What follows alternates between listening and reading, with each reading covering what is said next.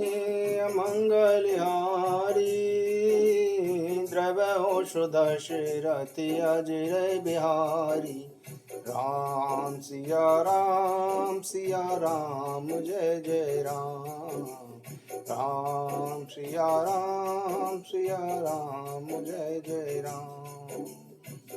हरि अनंत हरि कथा अनंता। कहीं सुने बहु वेद सब संता। राम सिया राम जय जय राम। राम सिया राम जय जय राम। मित्रों, पिछले विश्राम में हमने सुना कि भरत जी गुरु वशिष्ठ जी के साथ प्रभु श्री राम जी को अयोध्या वापसी होने के लिए अनेक प्रकार के यत्न करते हैं। अब आगे सुनते हैं। कहूँ शुभाऊ सत्य शिव साकी। भरत भूमि राखी। तात कुतर के करहूँ जन जाए। बैर पी में नहीं दोराए। गुरु वशिष्ठ जी कहते हैं कि हे भरत, मैं स्वभावतः सत्य कहता हूँ। शिव जी साक्षी हैं। यह पृथ्वी तुम्हारे ही कारण टिकी हुई है। हे तात, तुम व्यर्थ में कुतर्क न करो। वैर और प्रेम छिपाई नहीं छिपते। पशु पक्षी भी साधु सज्जनों के पास निर्भय होकर चले आते हैं, परंतु हिंसा करने वाले शिकारी को देखते ही वे दूर भाग जाते हैं। पशु और पक्षी भी मित्र और शत्रु को पहचानते हैं। फिर मनुष्य शरीर तो गुण और ज्ञान का भंडार है। हे तात, मैं तुम्हें अच्छी तरह से जानता हूँ। क्या करूँ? मन बहुत ही दुविधा में पड़ा हुआ है।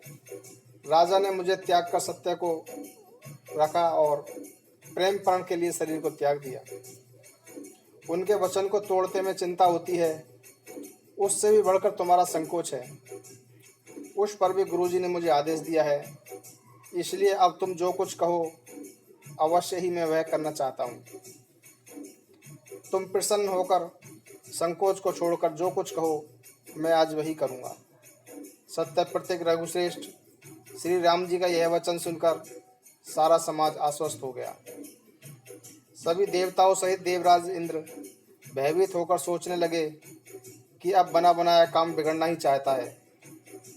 कुछ उपाय करने नहीं बनता। तब वे सब अंतर्मन से श्री राम जी की शरण में गए। फिर वे विचार करके परस्पर बात करने लगे कि श्री रघुनाथ जी तो अपने भक्ति के वश में हैं। अम्बरीश और दुर्वासा की घटना याद करके तो देवता और इंद्र बिल्कुल आशा ही छोड़ बैठे। पहले देवताओं ने बहुत से कष्ट सहने के बाद भक्त प्रहलाद ने ही नरसिंह भगवान को प्रकट किया था। सब देवता परस्पर कानों से लग लग कर और सिंह धुनकर कहते हैं कि इस बार देवताओं का काम भरत जी के हाथ है। हे देवताओं, और कोई उपाय नहीं दिखाई पड़ता। श्री राम जी के भक्ति कोई सेवा करता है तो वे उस पर बहुत प्रसन्न होते हैं। अतः अपने गुण और शील से श्री राम जी को वश में करने वाले भरत जी का ही सब लोग प्रेम सहित अपने हृदय में स्मरण करो। देवताओं की बात सुनकर देवगुरु जी बृहस्पति बोले, अच्छा विचार किया है। तुम्हारे बड़े भाग्य हैं। भरत जी के चरणों का प्रेम संसार में समस्त सुमंगलों का मूल है। सीतापति सेवक सेविकाई। काम देनु से सरे से सुहाई। भरत भगति तुमरे मन आई। तजहु सोचे विधि बात बनाई। सीतानाथ श्री राम जी के सेवक को सेवा सैकड़ों कामधेनुओं के समान सुंदर है। तुम्हारे मन में भरत जी की भक्ति आई है तो अब चिंता की कोई आवश्यकता नहीं है। विधाता ने बिगड़ी हुई बात बना दी। हे देवराज, भरत जी का प्रभाव तो देखो। श्री रघुनाथ जी सहज स्वभाव से ही पूर्ण रूप से उनके वश में हैं। हे देवताओं, भरत जी को श्री रामचंद्र जी की परछाई मानकर मन को स्थिर करो और डरने की कोई बात नहीं है। देवगुरु बृहस्पति जी और देवताओं के आपस के विचार तथा उनका सोच सुनकर अंतर्यामी प्रभु श्री राम जी को संकोच हुआ। भरत जी ने अपने मन में सोचा कि सब बोझ मेरे ही ऊपर है। वे हृदय में अनेक प्रकार के विचार करने लगे। सब तरह से विचार करके अंत में उन्होंने अपने मन में यह निश्चय किया कि श्री राम जी की आज्ञा ही अपना कल्याण है। उन्होंने अपना प्रण छोड़कर मेरे प्रण को ही सम्मान दिया। यह कुछ कम कृपा और स्नेह नहीं किया। सीतापति श्री रामचंद्र जी ने सब प्रकार से मुझ पर अत्यंत अपार अनुग्रह किया। तदंतर भरत जी दोनों कर कमलों को जोड़कर प्रणाम करके बोले, हे स्वामी, हे कृपा के समुद्र, हे अंतर्यामी, अब मैं अधिक क्या कहूँ और क्या कहूँ। गुरु महाराज को प्रसन्न देखकर और स्वामी को अनुकूल जानकर मेरे मलिन मल की कल्पित पीड़ा मिट गई। अब मैं झूठे भय से ही डर गया था। मेरे सोच का कोई मूल ही नहीं था। दिशा भूल जाने पर हे देव, सूर्य का दोष देना व्यर्थ है। मेरा दुर्भाग्य, माता की कुटिलता और विधाता की टेढ़ी चाल और काल की कठिनता, इन सब ने मिलकर प्रण करके मुझे नष्ट कर दिया था। परंतु शरणागत के रक्षक, आपने अपना प्रण निभाया, मुझे बचा लिया। यह आपकी कोई नई रीति नहीं है। यह वेद और लोक में प्रकट है, छिपी नहीं है। सारा जगत बुरा करने वाला हो, किंतु हे स्वामी, केवल एक आप ही अनुकूल हो, तो फिर किसी की भलाई की क्या आवश्यकता। हे देव, आपका स्वभाव कल्पवृक्ष के समान है। वह न कभी किसी के अनुकूल है और न ही किसी के प्रतिकूल। उस कल्पवृक्ष को पहचान कर जो आपके पास जाए तो उसकी छाया ही सारी चिंताओं को दूर कर देती है। राजा, रंग, भले बुरे, संसार के सभी प्राणी उससे मांगते ही मनचाही वस्तु पाते हैं। गुरु और स्वामी का सब प्रकार से अपने ऊपर स्नेह देखकर मेरा क्षोभ मिट गया। मन में अब कुछ भी संदेह नहीं रहा है। हे दया की खान, अब आप वही कीजिए जिससे दास के लिए प्रभु के चित्त में क्षोभ ना हो। जो सेब को अपने स्वामी को संकोच में डालकर अपना भला चाहता है, उसकी बुद्धि निम्न श्रेणी की है। सेवक का हित तो इसी में है कि वह सभी प्रकार से सुखों और लोभों को छोड़कर केवल स्वामी की सेवा करता रहे।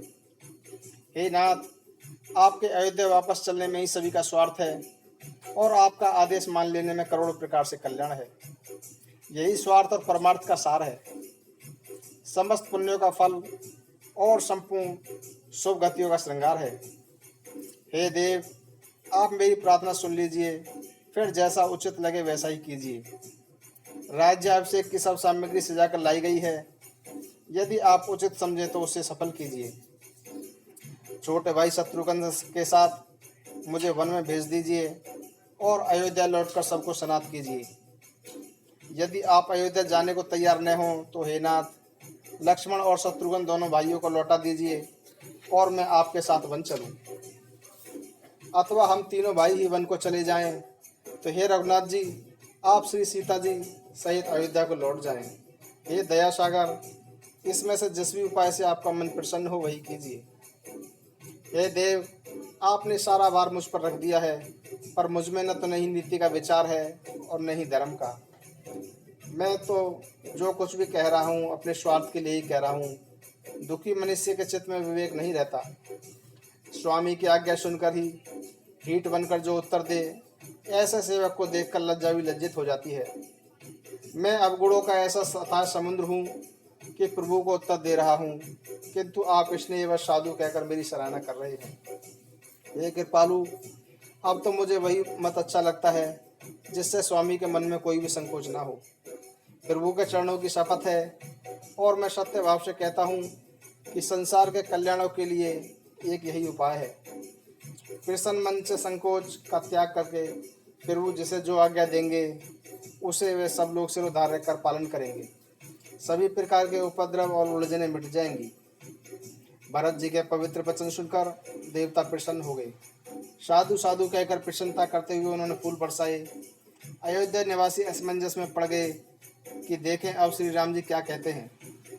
तपस्वी तथा वनवासी लोग श्री राम जी के वन में ही निवास करने की आशा से मन ही मन परम आनंदित हुए, किंतु संकोची श्री रघुनाथ जी चुप ही रह गए।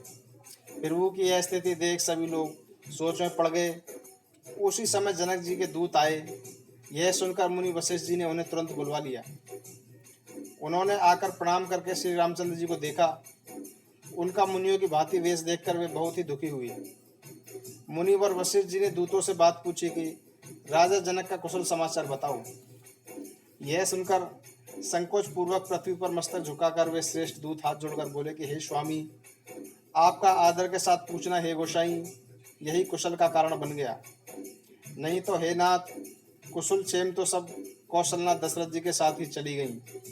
उनके चले जाने से तो सारा संसार अनाथ हो गया है, किंतु मिथिला और अवध तो विशेष रूप से अनाथ हो गए हैं।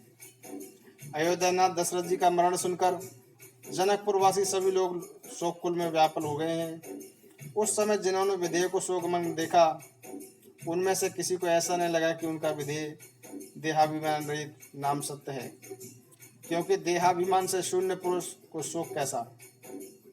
रानी कैकेयी की कुटिल चाल जो सुनकर राजा जनक जी को कुछ न सूझ पड़ा, जैसे मणि के बिना सांप को कुछ नहीं सूझता। फिर भरत जी को राज्य और श्री रामचंद्र जी को वनवास सुनकर मिथिलेश्वर जनक जी के हृदय में बहुत दुख हुआ।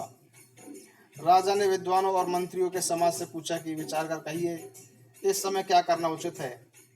अयोध्या की दशा समझकर और दोनों प्रकार से असमंजस जानकर चलिए या रहिए, किसी ने कुछ भी नहीं कहा। तब राजा ने धैर्यपूर्वक हृदय में विचार कर 4 चतुर गुप्तचर अयोध्या को भेजे और उनसे कह दिया कि तुम लोग श्री राम जी के प्रति भरत जी के अच्छे भाव प्रेम या दुर्भाव का पता लगाकर जल्दी लौटाना, किसी को तुम्हारे वहां जाने का पता न लग पाए। गुप्तचर अवध को गए और भरत जी के रंग ढंग को समझकर और उनकी करनी को देखकर जिस समय भरत जी चित्रकूट को चले और वे तिरहुत मिथिला को चल दिए। दूतों ने आकर राजा जनक जी की सभा में भरत जी के व्यवहार और उनकी दशा का अपनी बुद्धि के अनुसार जैसा वर्णन किया, उसे सुनकर गुरु कुटुंबी मंत्री और राजा सभी सोच और प्रेम से बहुत ही अधिक व्याकुल हो गए। फिर जनक जी ने धैर्य धारण कर और भरत जी की सराहना करके अच्छे योद्धाओं और सहानियों को बुलाया। घर नगर और देश में रक्षकों को नियुक्त कर घोड़े, हाथी, रथ आदि बहुत सी सवारियां सजवाई। वे दुघड़िया मुहूर्त देखकर तुरंत चल पड़े। राजा ने रास्ते में कहीं भी विश्राम नहीं किया। आज ही सवेरे प्रयागराज में स्नान करके चले हैं। जब सब लोग यमुना जी पार करने लगे तो हे नाथ, उसी समय हमें खबर लेने को इधर भेज दिया। दूतों ने ऐसा कहकर पृथ्वी पर सर झुकाया। मुनि श्रेष्ठ वशिष्ठ जी ने कोई 6-7 भीलों को साथ देकर दूतों को उसी समय विदा कर दिया। जनक जी के आगमन का समाचार सुनकर सभी अवधवासी प्रफुल्लित हो उठे। श्री राम जी को बड़ा संकोच हुआ, परंतु देवराज इंद्र तो विशेष रूप से चिंता में पड़ गए कि कहीं श्री रामचंद्र जी जनक के कहने सुनने से वापस अयोध्या न चले जाएं। कुटिल कैकेयी पश्चाताप से गली जा रही है, किससे कहे और किसको दोष दे। और सभी नर नारी मन में ऐसा विचार कर प्रसन्न हो रहे हैं कि अच्छा हुआ जनक जी के आने से कुछ दिन और रुकना पड़ गया। इस तरह वह दिन भी बीत गया। दूसरे दिन प्रातःकाल सब लोग स्नान करने लगे। स्नान करके सब लोग गणेश जी, गौरी जी, शंकर जी और सूर्य भगवान की पूजा करते हैं। फिर रमापति भगवान विष्णु के चरणों की वंदना करके दोनों हाथ जोड़कर आंचल पसार कर प्रार्थना करते हैं कि श्री राम जी राजा हों, जानकी जी रानी हों तथा राजधानी अयोध्या नगरी आनंद की सीमा होकर वे समाज सहित पूर्वक बसे और श्री राम जी भरत जी को युवराज का पद प्रदान करें। हे देव, इस सुख रूपी अमृत से सींच कर सब किसी को संसार में जीने का लाभ दीजिए। गुरु, समाज और भाइयों सहित श्री राम जी का राज्य अवधपुरी में हो और उनके राजा रहते ही हम लोग अयोध्या में मरें। सबको यही वरदान मांगते हैं। अयोध्या वासियों की ऐसी प्रेममयी वाणी सुनकर ज्ञानी मुनि भी अपने योग और वैराग्यों की निंदा करने लगे। अयोध्यावासी इस प्रकार नित्य क्रम करके पुलकित शरीर को श्री रामचंद्र जी को प्रणाम करते हैं। ऊंच नीच और मध्यम सभी श्रेणियों के स्त्री पुरुष अपने मनोभाव के अनुसार श्री राम जी का दर्शन प्राप्त करते हैं। श्री रामचंद्र जी सावधानी के साथ सभी का मान सम्मान करते हैं और सभी कृपा निदान श्री रामचंद्र जी की प्रशंसा करते हैं। श्री राम जी का बचपन से ही यह स्वभाव रहा है कि वे प्रेम को पहचान कर नीति का पालन करते हैं। श्री रघुनाथ जी शील और संकोच के समुद्र हैं। वे सबके अनुकूल रहने वाले, सबको कृपा और प्रेम की दृष्टि से देखने वाले और सरल स्वभाव करने वाले हैं। श्री राम जी के गुण समूह को कहते कहते सब लोग प्रेम में भर गए और सभी अपने भाग्य की सराहना करने लगे कि जगत में हमारे समान पुण्य का बड़ी पूंजी वाला और कोई नहीं है जिन्हें श्री राम जी अपना करके जानते हैं। उस समय सब लोग प्रेम में डूबे हुए हैं। इतने में ही मिथिलापति जनक जी को आते हुए सुनकर सूर्य कुल रूपी कमल के सूर्य श्री रामचंद्र जी अपने पूरे समाज के साथ आदर पूर्वक जल्दी से उठ खड़े हो गए। भाई, मंत्री, गुरु और अयोध्या वासियों को साथ लेकर श्री रघुनाथ जी जनक जी की अगवानी में चल पड़े।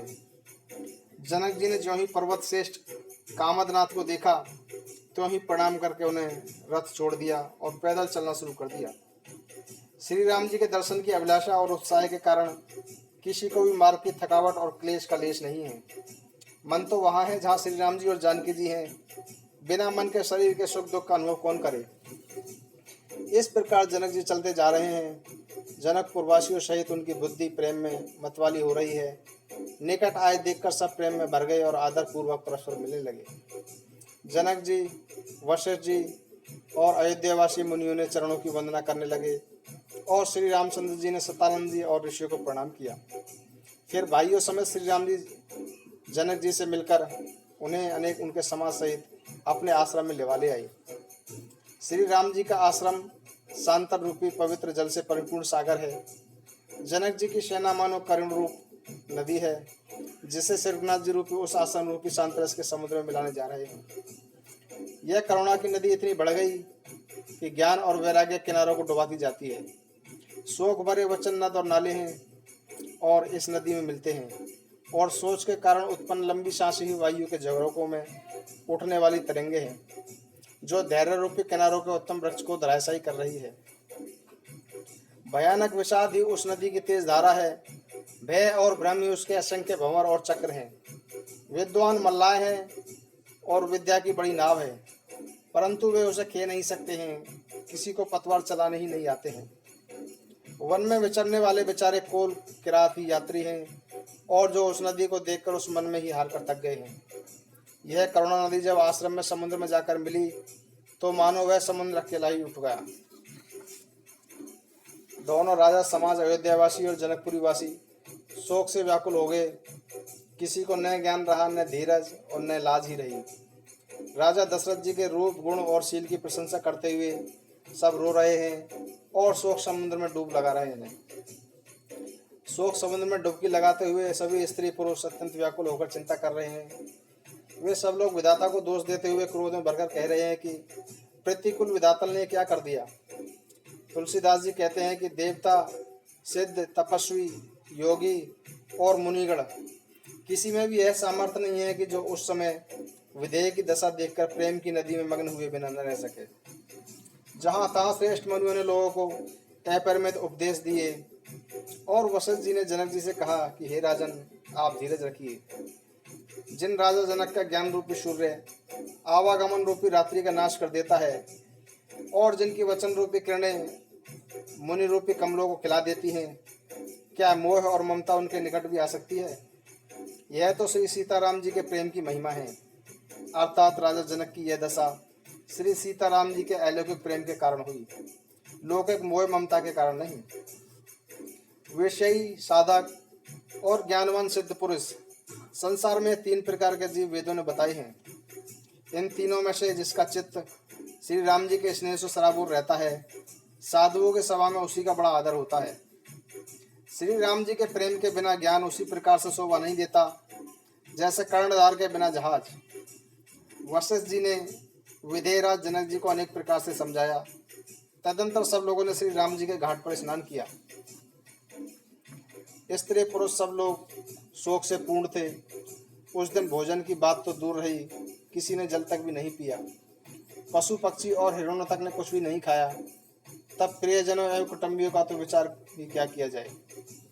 निमिराज जनक जी और रघुराज रामचंद्र जी तथा दोनों ओर के नगर वासियों ने दूसरे दिन सवेरे स्नान किया और सभी बरगद के वृक्ष के नीचे जा बैठे।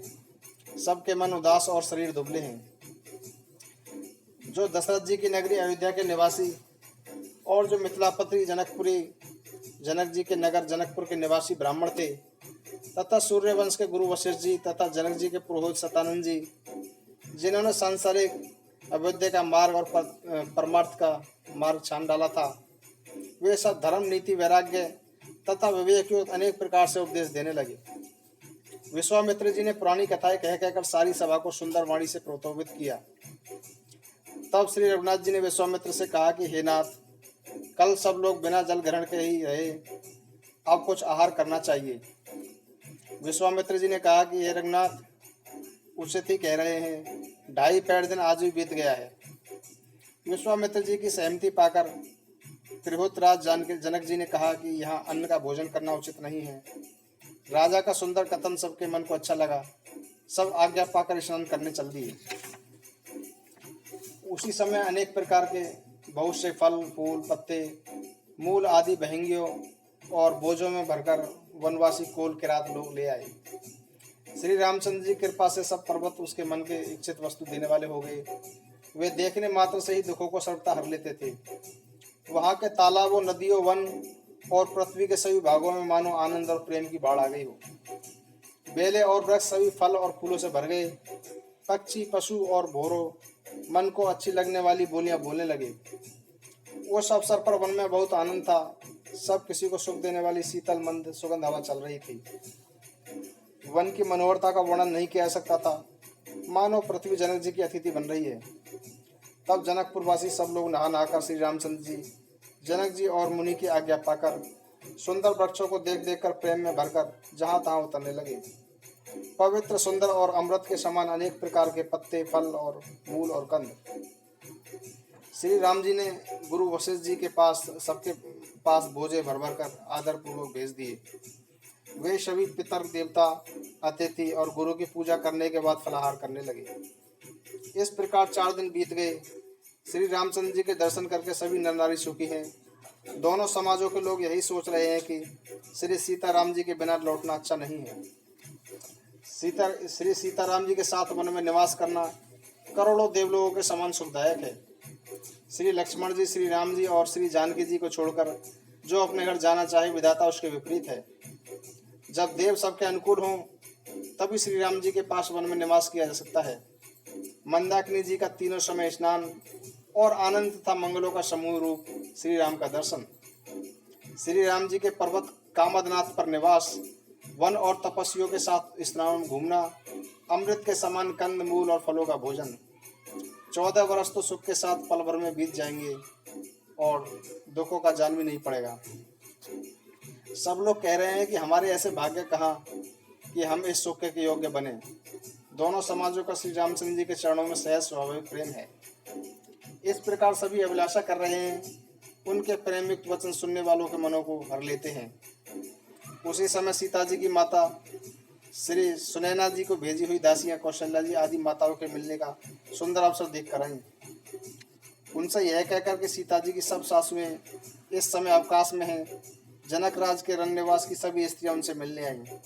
कौशल्या जी ने आदर पूर्वक उनका सम्मान किया और समयोचित आसन देकर दिए। दोनों ओर सबके शील और प्रेम को देखकर और सुनकर कठोर व्रज भी पिघल जाते हैं। शरीर पुलकित और शीतल हैं और नेत्रों में शोक और प्रेम के आंसू हैं। सब अपने पैरों के नखों से धरती कुरेदने और सोचने लगी। सभी श्री सीताराम जी के प्रेम की मूर्ति की भांति दुखी होकर देख रहे हैं, मानो स्वयं करुणा ही बहुत से वेश धारण करके दुखी हो रहे हों। सीता जी की माता सुनैना जी ने कहा कि विधाता की बुद्धि बड़ी टेढ़ी है, जो दूध के फैन जैसी कोमल वस्तु को भी ब्रज की टांकी से फोड़ रहा है। अमृत केवल सुना जा सकता है और वे जहाँ जहाँ प्रत्यक्ष देखे जाते हैं। विधाता की सभी करतूतें बहुत टेढ़ी हैं। जहाँ तहाँ कोए, उल्लू और बगुले ही दिखाई देते हैं। हंस तो एक मानसरोवर में ही रहते हैं। यह सुनकर देवी सुमित्रा जी शोक के साथ कहने लगी, विधाता की चाल बड़ी ही विपरीत और विचित्र है। जो सृष्टि को उत्पन्न करता है, पालन करता है और फिर स्वयं उसे नष्ट कर डालता है। विधाता की बुद्धि बालकों के खेल के समान भोली है। कौशल्या जी ने कहा, किसी को भी दोष नहीं देना चाहिए।